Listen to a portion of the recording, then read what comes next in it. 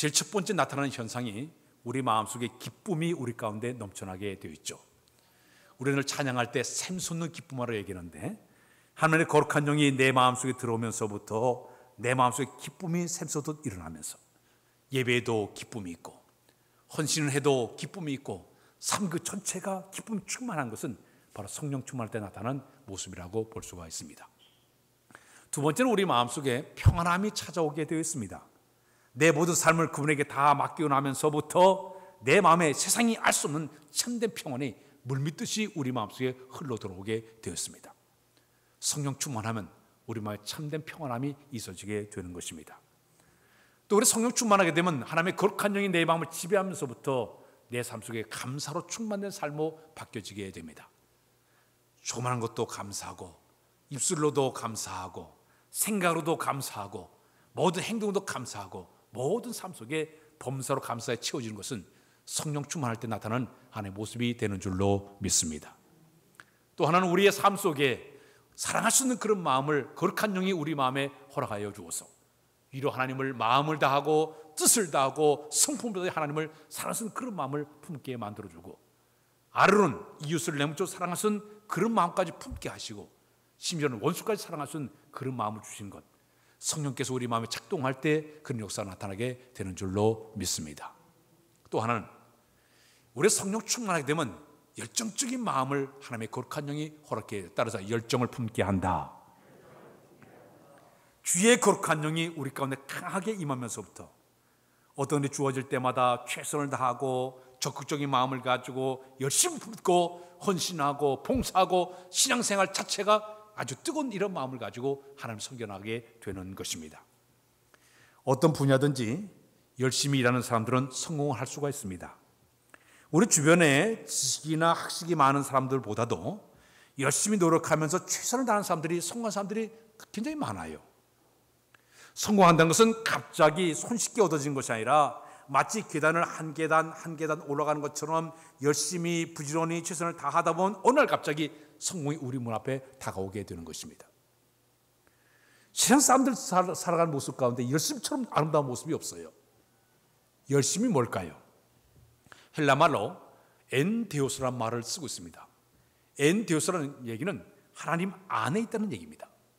다시 얘기해서 성령께서 그 안에 있는 사람은 저절로 열심히 나오게 된다는 얘기. 주의 거룩한 영이 우리 안에 들어오시면 저절로 열정적인 사람으로 바뀌어지게 된다는 이야기입니다.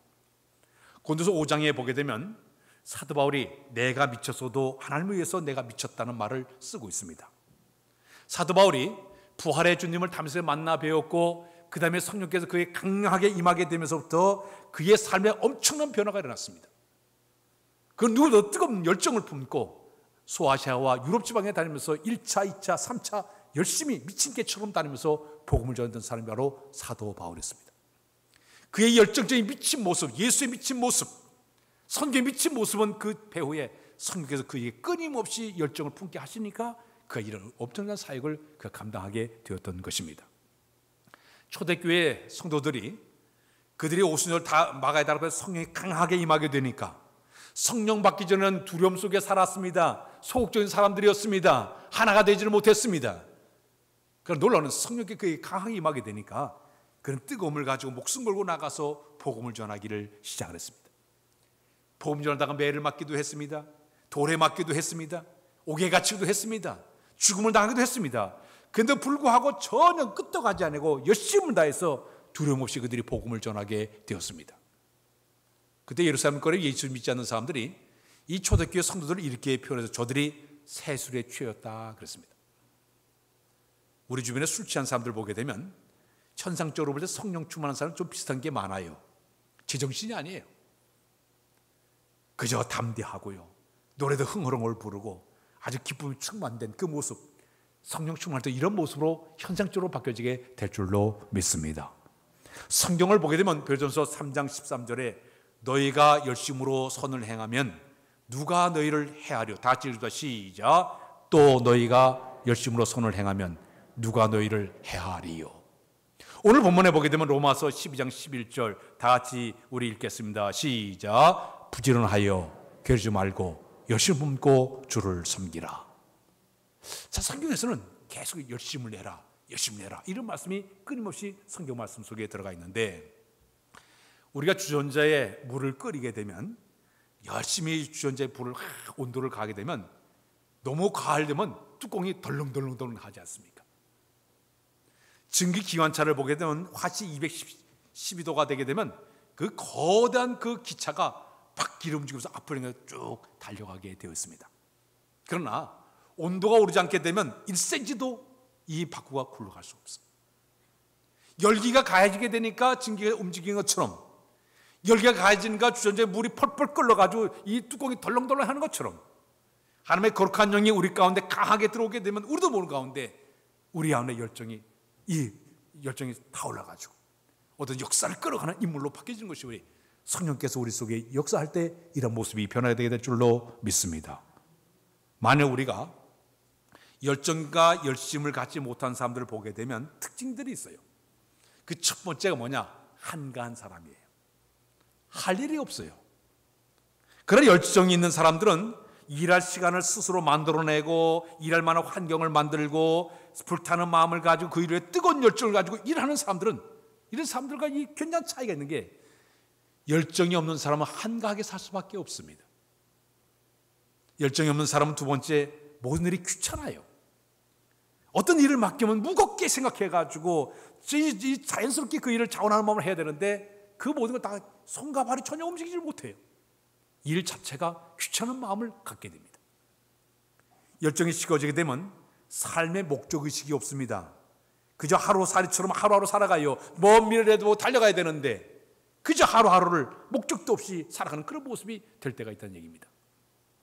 사람이 나이가 들게 되면 5가지의 마음의 변화가 일어난다고 합니다. 그 첫 번째가 뭐냐? 변화를 싫어한다고 합니다. 그냥 있는 것이 좋은데 뭘 그냥 바꾸려고 하느냐? 변화를 싫어하는 특징이 있고요.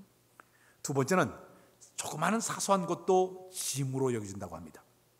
조그마한 것도 크게 여겨져가지고 짐으로 생각해요.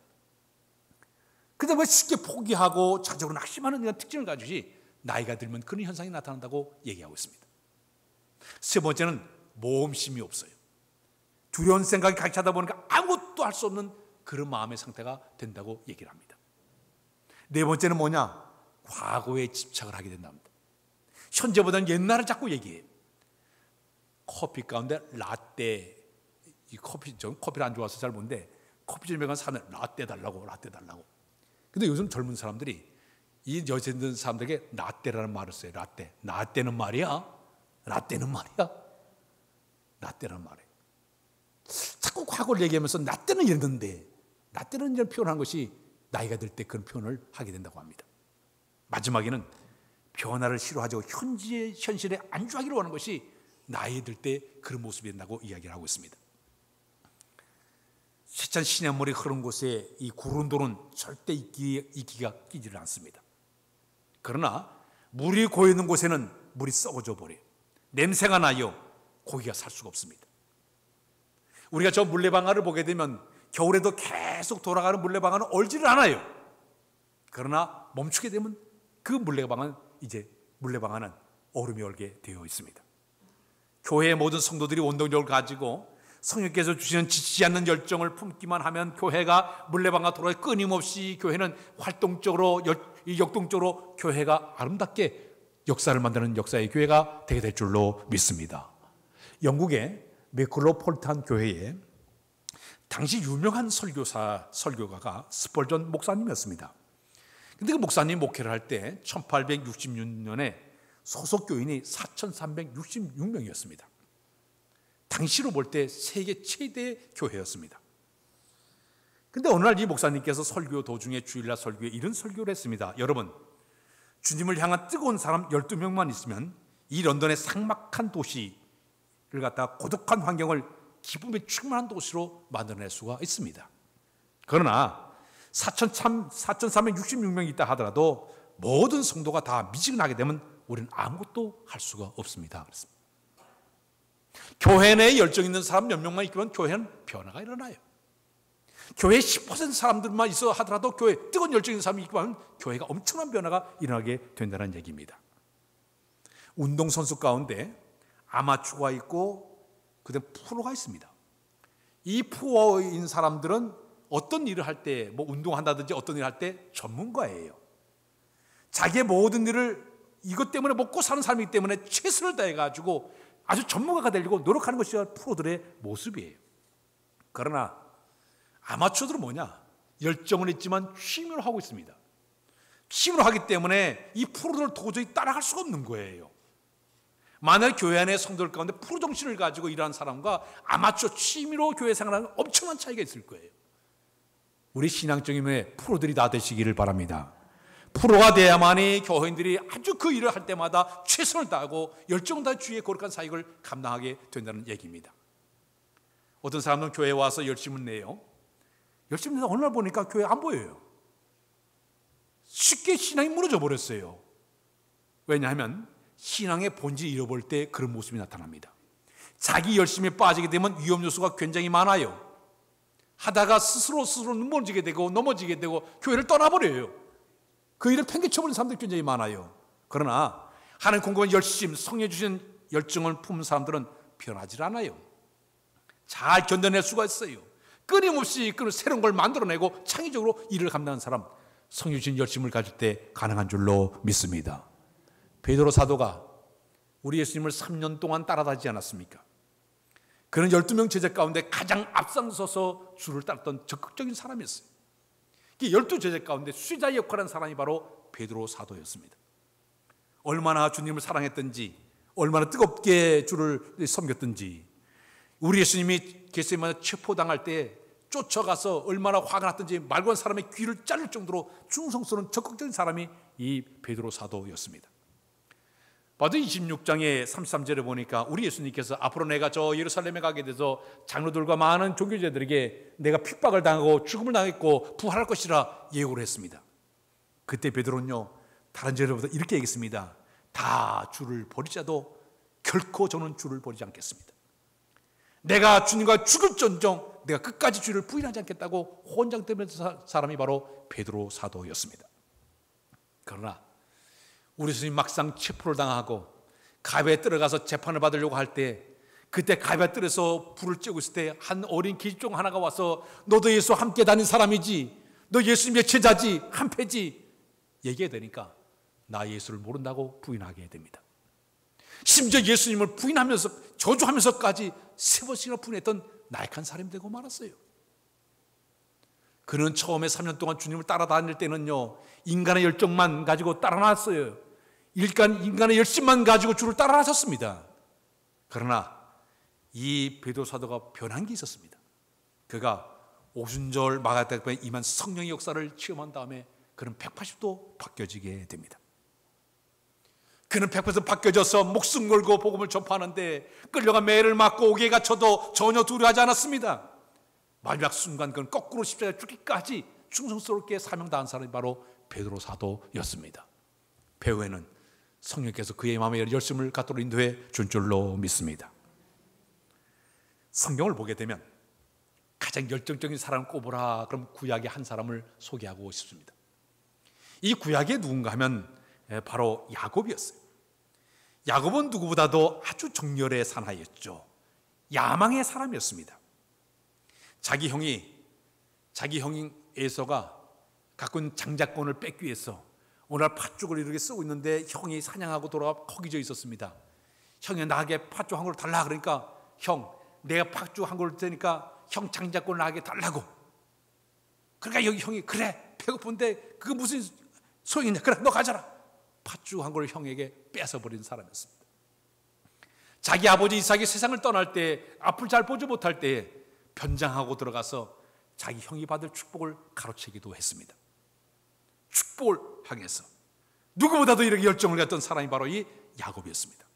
그러나 그 일 때문에 형의 에서가 그를 죽이려고 하다 보니까 여기는 야곱이 이제 도망을 치게 됩니다. 자기 삼촌 살고 있는 그 라반이 살고 있는 먼 하란 지방을 향해서 그가 도망을 가게 됩니다. 그래서 20년 동안 그가 타향사를 하게 되는데 그 타향사를 할 때 그의 모습을 가만히 보게 되니까 대단한 열정의 사람이었습니다. 자기의 삼촌이 10번씩이나 품값을 안 주면서 자꾸 속여도 잘 견뎌냈습니다. 끈기를 가지고 그 어려운 상황을 이겨내기도 합니다. 자기 삼촌 집안에 있는 그 두 딸 가운데 레아가 있고 라헬인데, 라헬을 둘째 딸 라헬을 보니까 너무너무 이쁜 나머지 내가 그 딸과 결혼해야 되겠다. 삼촌에게 제의합니다. 나에게 딸을 달라고. 네가 7년 동안 봉사하면 내가 너에게 딸을 주겠다고 약속합니다. 열심히 7년 동안 일을 했어요. 그랬더니 이 라반이 속이고서 이 라헬 동생을 주는 것이 아니라 그 언니를 주는 거예요. 레아를 주는 거예요. 그래 레아를 이제 얻어가 결혼한 다음에 어떻게 하면 라헬을 얻겠냐. 다시 네가 7년 동안 일하면 주겠다. 그러니까 여기다 알겠습니다. 다시 열심히 7년 동안 장장 14년 동안 일을 하는데, 성경의 표현대로 하게 되니까 그가 이렇게 얘기했으나 라헬을 사랑했기 때문에 7년을 수일처럼 여기면서 열심히 일했던 사람이 바로 이 야곱이었다고 얘기하고 있습니다. 정말 어떤 것을 쟁취하기 위해서 열정과 야심을 가지고 열심히 일했던 사람이었습니다. 심지어는 그는 목축업, 자기 라반의 그 목축업을 하면서 어떻게 하면 여기 있는 그 양과 염소를 갖다가 어떻게 많이 번식시킬까 연구하게 됩니다. 생리와 번식을 연구해가지고 끝내 그는 엄청난 부를 얻게 됩니다. 창세기 32장에 보게 되면 그가 고향으로 돌아올 때, 20년 후에 돌아갈 때 그는 이런 고백을 했습니다. 내가 이 요단 도판을 건널 때는 지팡이 하나만 가지고 내가 건너는데 내가 돌아올 때는 2때나 이루었나이다. 부인이 4명에다가 자녀가 12명에다가 양과 소떼와 엄청난 재산을 가지고 돌아오는 축복의 사람이 되었습니다. 사랑하는 여러분, 이 열정, 이 열의, 근데 이것이 성령 안에 이루어지게 되면 더 놀라운 하나님의 역사가 이루어지게 될 줄로 믿습니다. 성령께서 우리 마음의 열정을 품게 되면요, 세상이 알지 못한 열정을 가지고 주를 섬기는 사람으로 바뀌어지게 된다는 얘기입니다. 제 아무리 좋은 정보와 지식과 자원이 풍부하더라도 일을 하고자 하는 열정이 식어지게 되면 목표를 정할 수 없게 되고 남들보다 치열한 전쟁에서 뒤질 수밖에 없다는 얘기입니다. 일본의 한 기업가가 그런 얘기를 했습니다. 기업이 성공하기 위해서는 공식이 있는데 시간 플러스 열정이 있어야만이 성공할 수 있다 그랬습니다. 자신감이라는 책을 본 기억이 있습니다. 그 책을 보니까 마귀의 특징을 그렇게 얘기를 했어요. 마귀는 아예 모든 일을 시작하기 전에 하지도 못하게 하는 특징을 가지고 있다. 마귀는 늘 모든 것을 고민하게 만들고 주저하게 만들고 복잡하게 만들어서 아예 시작도 못하게 방해하는 방법을 쓰는 것이 사탄의 전술이라 이렇게 표현하고 있습니다. 가령 공부하는 학생이 공부할 때 공부하는 잘하는 학생과 못하는 학생이 서로 차이가 있다고 합니다. 공부를 잘하는 학생은 그냥 책상에 앉으면 저절로 공부가 쓱 되는 거예요. 제 처제 얘기를 해서 죄송한데 제 처제의 그 딸이 둘이 있습니다. 지난번에 2달 전에 저 제도에 가서 1달 동안을 이제 거기서 생활을 했어요. 둘째 딸이 공부를 참 잘해요. 둘째 딸이 보니까 그 1달 동안 지난 동안에 바깥에 2번밖에 안 나갔어. 집안에 앉아가지고 그냥 공부만 하는 거예요. 공부를 하는데 충북대학교 다니는데 지금 2번 이렇게 시험을 봤는데 보니까 올 A 전체가 다 올 플러스 A를 다 받았어요. A가 아니라 플러스 A를 다 받았어요. 그 앉으면 공부가 그냥 되는 거예요. 그러나 공부 못한 사람을 보게 되면 시작이 어려워요. 책상에 앉아 공부하기 전에 결심을 하고 각오를 하고 다짐하고 계획을 짜는데 2시간이 걸려요. 그리고 부모에게 내가 이제부터 공부를 열심히 하겠다고 탁 말을 알리고 그 다음에 공부를 잘하겠다고 비장각으로 커피를 한 잔 쭉 마십니다. 책상에 앉아요. 공부를 쭉 하려고 하는데 저 거실에서 갑자기 드라마가 나온다든지 축구를 한다든지 야구를 하면 슬쩍 나가가지고 어느새 소파에 이렇게 앉아가지고 구경하는 거예요. 끝까지 본 다음에 내일 다시 하지 뭐 밀어버리는 거예요. 시작이 이렇게 어렵다는 얘기예요. 그런데 영적인 거룩한 일에도 이런 현상들이 있어요. 차차 마귀가 있습니다. 이 차차 마귀는요, 시간이 나면 봉사하지 뭐, 돈 좀 벌면 헌금 생활하지 뭐, 애 다 키우면 그때 가서 열심히 봉사하지며 자꾸 미루고 차차 미루다 보니까 아무것도 하지 못하는 안타까운 일이 벌어지게 된다는 얘기입니다. 신앙의 출발은 복잡하지 않습니다. 간단합니다. 단순합니다. 쉽게 모든 걸 쉽게 결정을 잘 내려요. 예를 들면 아브라함에게 우리 하나님께 명령 내렸어요. 내 본토 친척 아비집을 떠나서 너에게 지시할 땅을 향해 가라. 이것저것 한다. 예, 알았습니다. 믿음과 순종으로 출발하지 않습니까? 100세 얻은 아들에게 네 아들을 데리고 모리아산에 올라서 번제로 드려라. 이것도 따지 예, 알았습니다. 복잡하지 않았어요. 따지질 않았어요. 그대로 남들이 볼 때는 단순 무식한 듯 보이지만, 무모한 사람은 보이지만은, 그러나 믿음의 눈을 가지고 믿음의 행동을 가지고 행하는 것, 성령 안에서는 가능한 줄로 믿습니다. 오히려 주영이 우리 가운데 강하게 임하기만 이런 모습으로 우리의 삶의 모습이 바뀌어지게 된다는 얘기입니다. 자, 그렇다면 우리 열심히 성령께를 통해서 우리의 열정이 심어지게 되면 어떤 특징이 나타나게 될까요? 따라서 할까요? 첫 번째는 불타는 소원을 가질 수가 있다. 다시 불타는 소원을 가질 수가 있다. 나에게 주신 모든 일에 대해서 소명의식, 하나님께서 이를 나에게 주셨다는 소명의식이 있어요. 사명의식이 있어요. 목표를 딱 정해놓고 달려가는 사람이 되어지게 되는 것이에요. 빌립보서 2장 13절에 보게 되면 너희 안에서 행하시는 하나님이시니 자기 기쁘신 뜻을 위하여 너희로 손을 두고 행하게 하시나니, 하나님은 우리에게 어떤 역사를 이루어가기 전에 그 사람 마음속에 소원을 품게 만드시고 기쁜 뜻을 위해서 그의 마음속에 뜻을 품게 만드시고 그리고 달려가도록 그의 마음을 이끌으시는 분이 바로 하나님이라고 성경은 이야기하고 있습니다. 주의 영께서 우리 마음에 어떤 아이디어와 어떤 목표를 주시게 되면 내가 그것을 그대로 가슴에 품고 믿음으로 달려갈 때 주께서 우리 가정에 친히 인도해 줄 줄로 믿습니다. 심리학자들의 말에 의하게 되면 우리 사람들이 하루에 24시간 동안에 10만 가지의 아이디어가 떠오른다 그래요. 10만 가지 아이디어가 막 떠오르는데 대부분 많은 사람들은 그 10만 가지를 그냥 흘려보내지만은 불타는 소원을 가진 사람들은 그 가운데 자기에게 그 이런 아이디어를 끌어들여가지고 창의력을 발휘해서 그 목적을 이룬 것이 바로 이 사람들이, 목적을 이룬 사람들이 성공한 사람들의 모습이라고 이야기하고 있습니다. 세계적인 물리학자 가운데 아인슈타인은 7살이 되었을 때 그는 겨우 그를 간절히 깨우쳤던 사람이라고 얘기합니다. 베토벤 이 음악가는요, 음악하는 선생님께서 너는 절대 음악에 소질이 없다고 평가받은 아이였다고 얘기합니다. 발명한 에디슨 같은 경우는 담임 선생님이 내가 교사 생활 12년 가운데 이런 멍청한 아이는 처음 봤다고 이런 얘기를 듣던 아이가 바로 그 아이였다고 얘기합니다. 월트 디즈니를 만든 사람은 신문 기자였죠. 그 신문 기자 재직 시절에 편집국장이 하는 얘기가 너는 아이도 없고 글재도 없다고 사표를 쓰라고 할 정도로 이런 사람이었다고 얘기합니다. 영국 윈스턴 처칠 같은 경우는요, 6학년 때 두 번 다닌 지진아였다고 얘기합니다. 그런데도 이들은 최악의 환경을 잘 극복하고 자기 분야 큰 업적을 남긴 인물이 되었는데 이들의 공통적인 특징을 다 보니까 그들 안에 열정이 있었다는 얘기. 자기의 맡겨진 일에 열정이 있었기 때문에 불타는 소원을 가지고 그들이 위대한 일을 만들었다고 얘기하고 있습니다. 오늘 우리 교회 안에도 주의 거룩한 영이 강하게 임하기만 하면 여러분들이 하나님의 거룩한 뜻을 이루기 위해서 소원을 품게 하시고 비전을 품게 하시고 이 역사를 이루어가도록 만들어 줄 줄로 믿습니다. 마지막, 하나님의 거룩한 영이 우리 속에 강하게 역사하게 되면 우리는 적극적인 사람으로 바뀔 수가 있습니다. 적극적인 사람이 될 수가 있다. 믿음 안에서 사는 사람들은 성령 하나님이 그 안에 계시기 때문에 이 성품 자체가 적극적이에요. 도전적이에요. 열정의 마음을 품고 그 일을 감당하도록 성령께서 그 마음에 작동하고 있다는 얘기입니다. 구약에 대표적인 우리가 모세를 보게 되면 그는 인생을 세 파트로 나눠주고 있습니다. 40년 동안은 그가 애굽의 왕궁에서 세상의 무술과 학술을 다 배우면서 그가 살았습니다.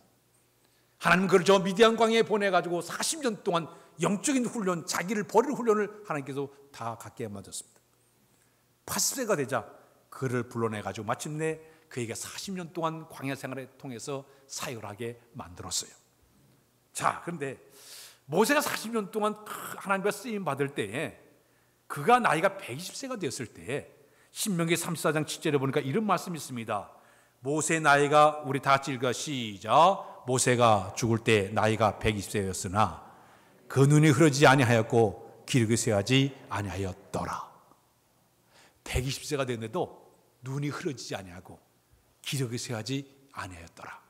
그 얘기는 끊임없이 하나님께서 그에게 열정과 믿음과 그에게 힘을 부어주니까 그 엄청난 사역가로 만들어 주었습니다.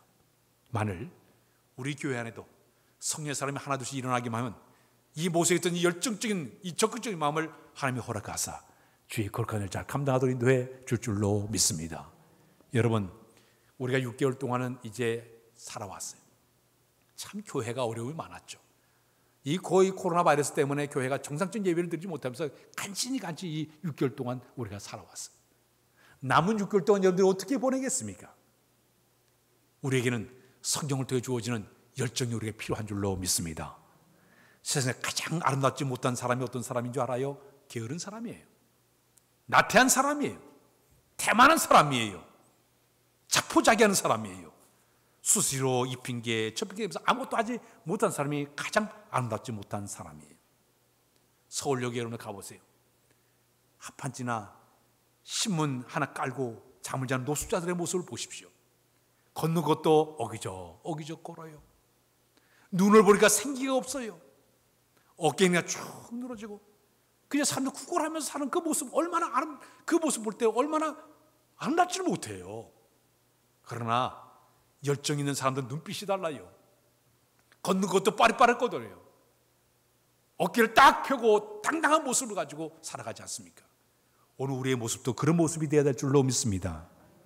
스포츠나 음악이나 예술이나 학문 어느 분야에 성공한 사람들의 공통점을 다 보게 되면 자기의 주어질 최선을 다한 사람들이에요. 열심으로 즐겁게 일하는 사람들이 되면 다 그 사람들이 아주 아름다운 그런 모습을 이제 특징을 가지고 있는데, 영국의 프리미어 리그의 맨체스터 유나이티드에서 아주 세계적인 선수가 됐던 우리가 잘 아는 박지성 선수가 있어요. 이 선수는요, 발이 평발이에요. 우리 발 다 보면 원래 이 발이 이렇게 되지 않습니까? 이렇게 된 사람들은 발이 이제 발에 오는 모든 충격을 갖다가 이 휘어진 이 발이 다 충격을 흡수하기 때문에 이 뼈 같은 게 안전해요. 허리뼈도 괜찮아요. 그런데 이 박지성 선수는 다른 사람보다 이 발이 평발이에요. 그 운동장을 뛰게 되면 이게 다 그 충격을 받으니까 이 무릎이나 이 허리에 충격이 남들보다 굉장히 심한 그런 발이었습니다. 그런데도 그가 열심히 노력하고 힘을 써가지고 세계적인 아시아 최고 선수로 그가 올라가지 않았습니까? 의사의 말이 그는 인간 승리라고 얘기할 정도로 위대한 선수가 되었습니다. 그의 발을 찍어놓은 게 아까 좀 전에 나왔던 그림 한번 볼까요? 발을 보니까요, 그 발이 그 발 피멍에다가 상처에다 관절마다 구둥살이 박힌 그런 발의 모습이에요. 그의 피난 열정이 바로 세계적인 선수로 만들어냈습니다. 또 하나 발을 소개할까요? 우리나라의 그 전 세계적인 그 발레리나 가운데 강수진이라는 사람, 발레를 잘 추는 발레리나 그 강수진이라는 사람이 있습니다. 하루에 그 여자 그 신발이 3켤레나 헤어질 정도로 15시간 이렇게 연습을 많이 한다네. 여성의 발이 저렇게 발이 다 굳살이 벗겨버리고 이런 모습으로 연습을 하니까 세계적인 사람이 되지 않았습니까? 사랑하는 여러분, 이제 우리가 지난 6개월 동안 돌아볼 때 우리가 이렇게 게으르게 나태하게 미약하게 살아왔으면 남은 6개월 동안은 하나님 주신 성령을 통해 열정을 품고 뜨거운 마음으로 주를 섬기는 여러분들 다 되시길 주님의 이름으로 부탁드립니다. 기도합니다. 하나님, 오늘 거룩한 영을 통해서 성령 충만한 모습으로 열정을 다하여 주를 섬기기를 원합니다. 이제 부지런하게 게으르지 말고 주를 섬기라고 배웠사오니 우리의 마음속에 성령의 능력을 통해 열정을 품도록 도우셔서 뜨거운 마음으로 섬겨나가도록 은혜를 더하여 주옵소서. 남은 6개월이 활기차고 적극적인 모습으로 살아가도록 인도해 주시기를 간절히 바라와서 예수 그리스도의 이름으로 기도하옵나이다. 아멘.